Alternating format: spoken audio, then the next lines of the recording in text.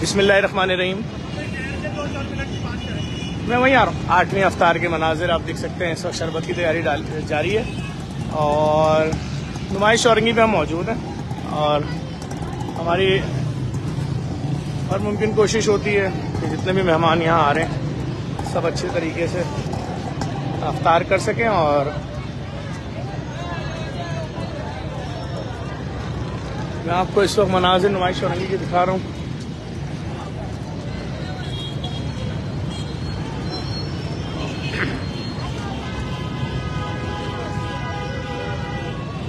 अभी अफ्तार में टाइम है, लेकिन आप थोड़ी देर बाद देखेंगे सब पूरी जगह भर चुकी होती है। यहाँ पर एक साहब और भी अफ्तार कराते हैं, हारून साहब, वो भी आ चुके हैं। तैयारियां जारी हैं, कढ़ाइयाँ लग चुकी हैं और कढ़ाइयों में इस वक्त पकोड़े, समोसे, जलेबी तैयार की जा रही है। उसके अलावा बिरयानी जो है वो किचन में लग चुकी है। और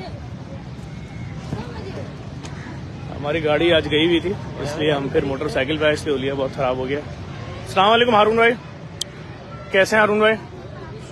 बहुत सख्त रोज़ा जा रहा है, तैयारियां टाइट है हारून भाई, रश बहुत बढ़ गया है, हैं? क़यामत का रश चल रहा है।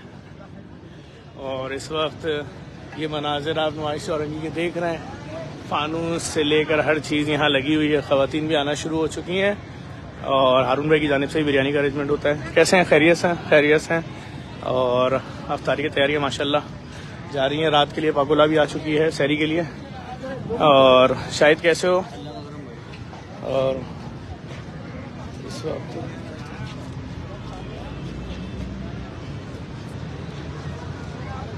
ये वो जगह है जहाँ पर सुबह खैरत होती है।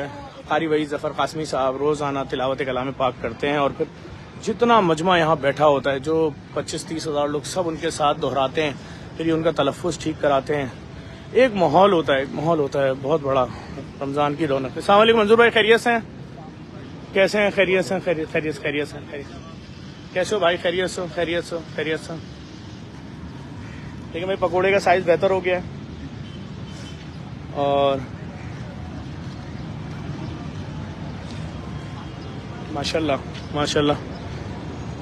अल्लाह ने अपना फजल किया हुआ है कि जी खाना जारी है। माशाल्लाह लोगों को खाना खिलाया जा रहा है और अच्छे तरीके से खिलाया जा रहा है। खुदा लोगों के दिलों में डाल रहा है, लोग जुड़ते जा रहे हैं जेडीसी के साथ पूरी दुनिया में। जेडीसी के फ्री IT सिटी प्रोग्राम में, जेडीसी के अभी मुझे एक साहब ने रब्ता किया, हम लाहौर में डायलिसिस सेंटर अगर आप खोल रहे हैं तो मैंने अभी उनसे बोला कि ठीक है, हमने मीटिंग की है जो ख्वाजगान है लाहौर के, उनसे अगर वो लोग कोई जगह वगैरह में देते हैं तो जगह का मसला हल हो जाएगा। तो फिर ये होगा कि लाहौर में भी फ्री डायलिसिस सेंटर हम एक बड़ा खोल देंगे, जिसमें महीने के 5-6 हज़ार डायलिसिस हो जाया करेंगे, मशीनें ज़्यादा लगा देंगे। अच्छा, तो अभी बिरयानी रेडी होने में कितना टाइम है? 10 मिनट। हमारे शेफ़ यहाँ मौजूद है। और अभी कितनी देर रेडी हो चुकी हैं? ये कितनी देर हैं? खोलना था भैया। अच्छा, माशाल्लाह ये रेडी हैं। सही है, ठीक है माशाल्लाह। करें। ये बात कीजिएगा।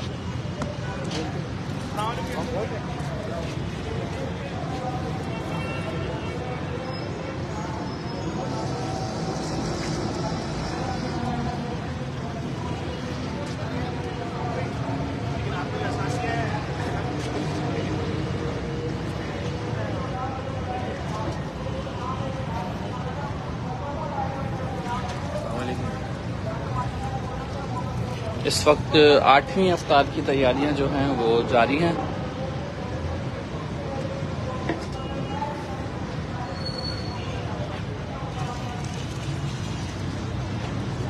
बाकी देगे तैयार हो गई?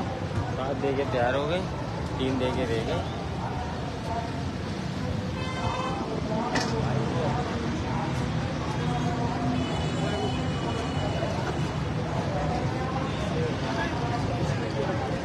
और अफ्तारी का सिलसिला जो है वो मुकम्मल हो गया है, बस खाना जो है वो आखिरी मराहिल पे है।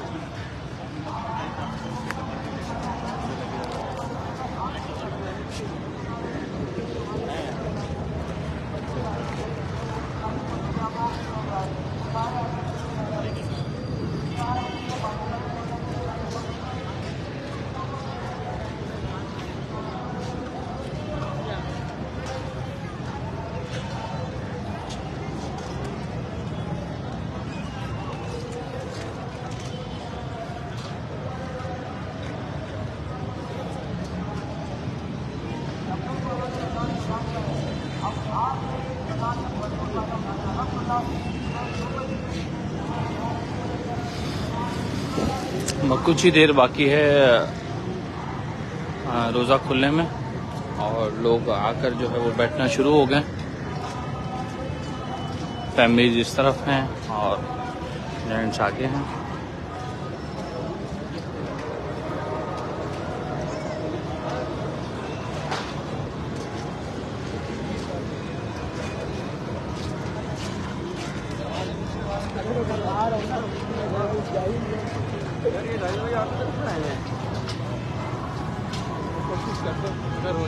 हाँ लेकर आ जाए।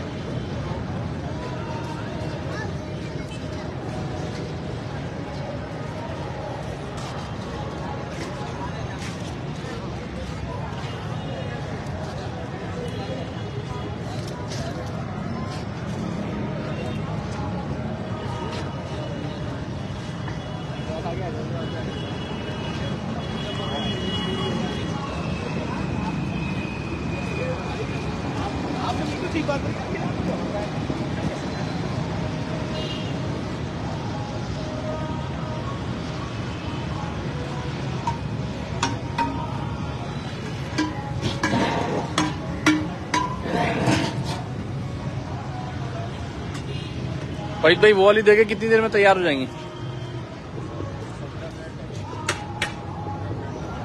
मैं माजरा चाहूँगा। मैं अभी फ़ोन पे बात कर रहा था, मेरी बात चल रही थी। पाकिस्तान के बहुत बड़े एंकर हैं, पूरी दुनिया में पहचाने जाते हैं, लोग इनको पसंद करते हैं, लोग इनसे मोहब्बत करते हैं, लोग इंतजार करते हैं इनकी वीडियोस का। यासिर शामी साहब से मेरे दोस्त ने फ़ोन मिलाया था और हम उनका शुक्रिया अदा कर रहे थे। देखें, मैं किसी प्रोपेगेंडे वगैरह से नहीं घबराता, मैं किसी भी किस्म की किसी साजिश से नहीं घबराता। आप यकीन जाने इन्हीं लोगों ने, ये जो गंदे जहन के लोग हैं जिनके दिमागों में नफरतें भरी हैं, नफरत का बयानिया भरा हुआ है, एक दूसरे को बर्दाश्त ना करने का बयानिया भरा हुआ है। 2012 में इन्होंने मेरे 4 एम्बुलेंस ड्राइवर मार दिए एम्बुलेंस चलाते हुए। इन्होंने मेरे 2 एजुकेशन हेड मारे। मैं 6-7 लोगों के जनाजे अपने हाथ से दफना चुका हूँ। मैं अगर उस वक्त इनसे डर जाता और मैं पीछे हट जाता और मैं एक सारा काम बंद कर देता, इनकी जीत हो जाती है। कितना मुश्किल काम था मेरे लिए। एक एम्बुलेंस ड्राइवर है, जिन्ना अस्पताल से एक मरीज को लेकर अब्बासी शहीद शिफ्ट कर रहा है। आप आते हैं, उसके सर पे गोली मार के चले जाते हैं। क्यों? उसके बावजूद मैं नहीं घबराया। कितने खतरनाक काम था कि मैं फोन करूं उस ड्राइवर के घर पे, उसकी बेटी फोन उठाए, मैं बोलूं बेटा मैं जफर बात कर रहा हूं, जनरल सेक्रेटरी जेडीसी, आप रिजवान साहब की बेटी बात कर रही हैं? बोले जी अंकल मैं उनकी बेटी बात कर रही हूँ, मैं आपकी बहुत बड़ी फैन हूँ। मैं बोलूं अब मेरे मुंह में अल्फाज कौन डालेगा? मैं बोलूं बेटा आपने अब्बासी शहीद अस्पताल की मॉर्चरी देखी है? अंकल मैं अब्बासी शहीद जाती हूँ ओपीडी में। जी हम वहाँ डॉक्टर को दिखाने गए थे। आप पापा तो ऑफिस गए हैं, आपके यहाँ पापा तो सुबह गए थे। आज पापा नाश्ता करके नहीं गए? अंकल देख लें, जल्दी जाने की वजह से टाइम पे पाबंद है। मैं और अपना मुंह पीट रहा हूँ कि जिस बंदे को तुमने गोलियों से मार दिया वो इंसानियत की खिदमत कर रहा था। अच्छा, बहुत सारी एम्बुलेंसों के ड्राइवरों को फायरिंग हुई है आज तक, बहुत सारे शहीद हुए हैं, लेकिन मुझे ये दर्द नहीं पता था। मैं सुनता था ईदी की एम्बुलेंस पे फायरिंग, शिपा की एम्बुलेंस पे फायरिंग, मुझे ये दर्द नहीं पता था। अब वो बोलिए पापा अंकल जल्दी गए टाइम पे बगैर नाश्ता किए। मैं कह रहा हूँ अच्छा। मैं कहता हूँ बेटा किसी को बताओगे मॉर्चरी आए, एक छोटा सा एक्सीडेंट हुआ है। अच्छा अंकल मैं बताती हूँ। अब उसको किसी ने मोहल्ले में बताया बासी की मॉर्चरी, जफर साहब का फोन आया था, जफर अंकल का। 25 मिनट बाद वही लड़की, छोटी बच्ची बगैर दुपट्टे के दौड़ती भी आ रही है। मेरे पापा का कसूर क्या था? क्या जवाब दूं?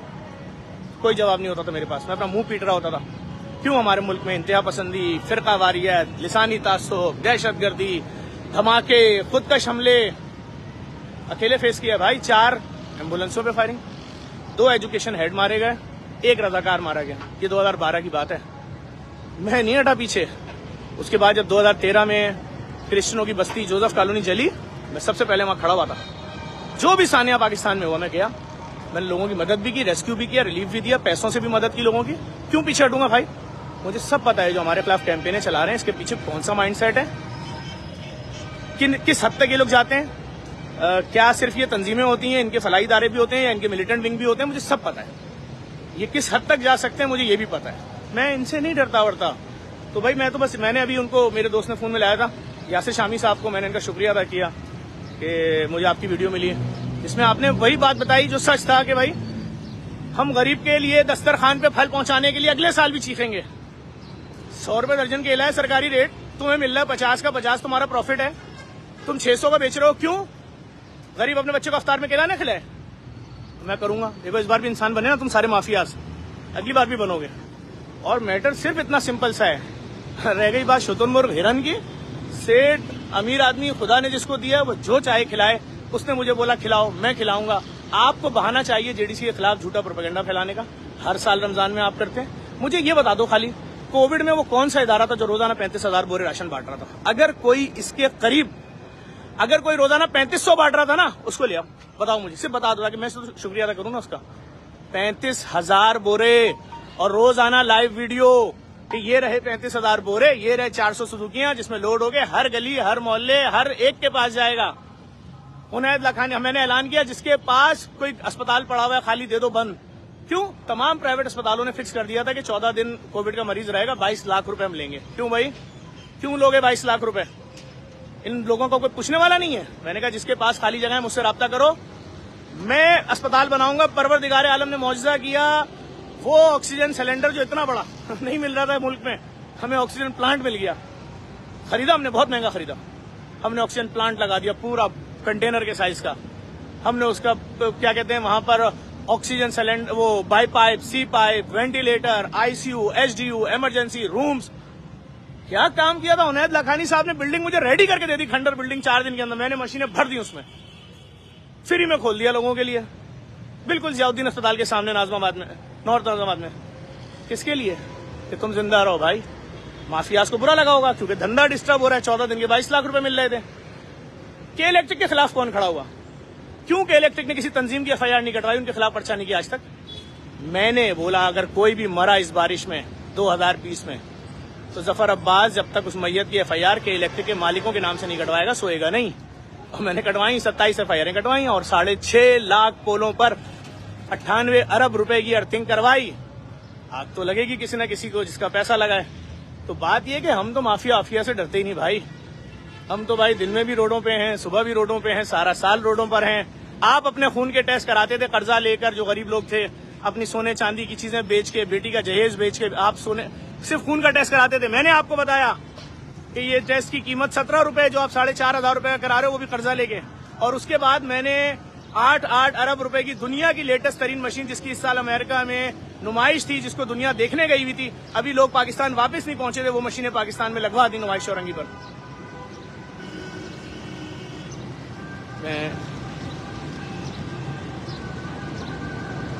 तो भाई देखें, हमारा तो काम करने का अंदाज अलग है।